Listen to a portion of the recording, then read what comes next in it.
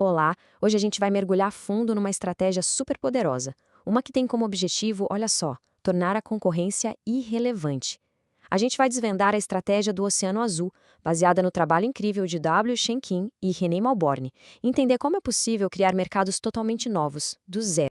Sabe aquela sensação de estar preso, de estar numa briga de foice por uma fatia de mercado que parece que só diminui? É uma batalha constante, né? Super desgastante. Mas, e se existisse um outro caminho?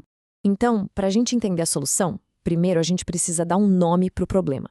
E o nome que os autores dão para esse campo de batalha de todo dia é Oceano Vermelho. Ok, vamos entender essa metáfora que é bem simples, mas muito poderosa.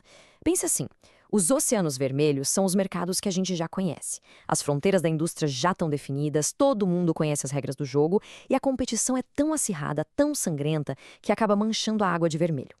Já os oceanos azuis, esses são os espaços de mercado que ainda não foram explorados. Águas limpinhas, sabe? Cheias de oportunidades, sem ninguém para competir. A estratégia do Oceano Vermelho é o feijão com arroz, é a abordagem tradicional.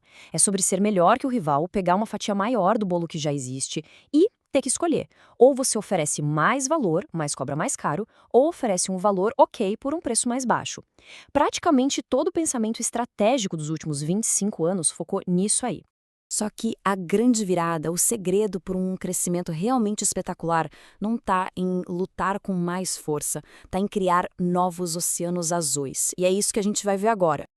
Agora, se prepara para ver o impacto disso em números. Esse gráfico é impressionante. Um estudo analisou 108 empresas e descobriu o seguinte: só 14% dos novos negócios lançados foram para criar oceanos azuis. Mas, pasmem, esses 14% geraram 61% de todo o lucro. É um poder de criação de resultado absurdo, totalmente desproporcional. E essa frase aqui, ela resume perfeitamente a mudança de chave que precisa acontecer na cabeça. A meta não é ganhar a corrida que todo mundo está correndo, é criar uma corrida completamente nova, uma em que você corre sozinho. Tá bom, mas como é que se cria um oceano azul então? A resposta está num conceito central, que é o motor por trás de tudo isso: a inovação de valor. Inovação de valor não é só ter uma ideia genial, não é inovar por inovar. É sobre alinhar essa inovação com utilidade, preço e custo. Tudo junto. O pulo do gato é conseguir ser diferente e ter um custo baixo, ao mesmo tempo. É quebrar uma regra que a estratégia tradicional sempre disse que era impossível. Exato.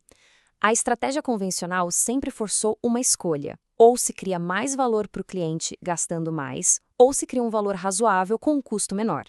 A inovação de valor chega e diz: não, dá para ter os dois.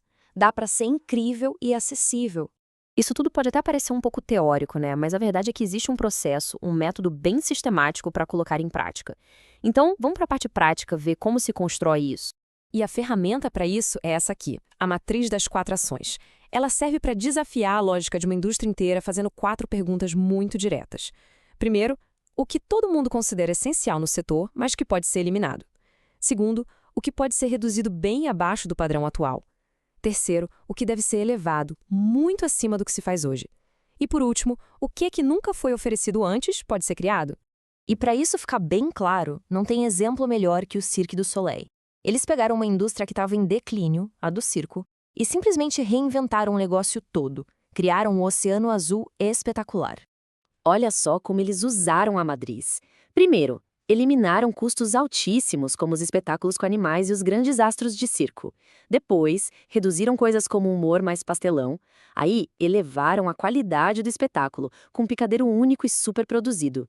E o mais importante, criaram elementos que vieram do teatro, um tema, um enredo, danças artísticas. O resultado? Uma experiência totalmente nova, que atraiu um público adulto que antes não ia ao circo e que estava disposto a pagar bem mais por isso.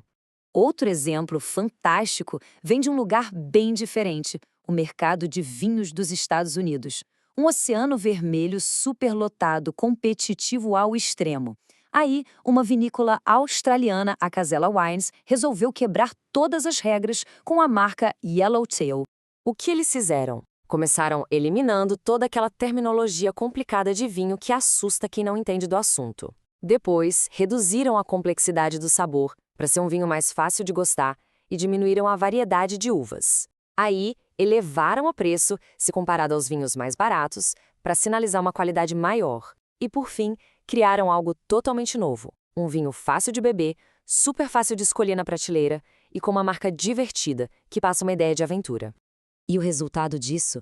Em só 2 anos, o Yellowtail se tornou o vinho importado número 1 nos Estados Unidos. E o mais legal é que eles não roubaram clientes de outras vinícolas.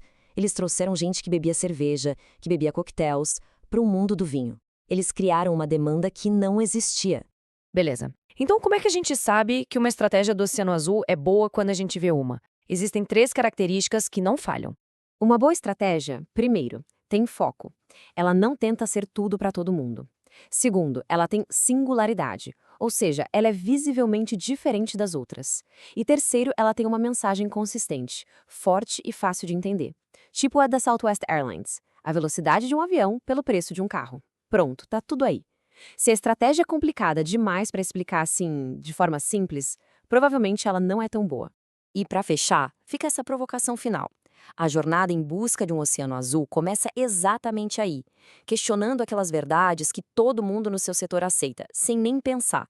É nessas horas que as maiores oportunidades costumam se esconder.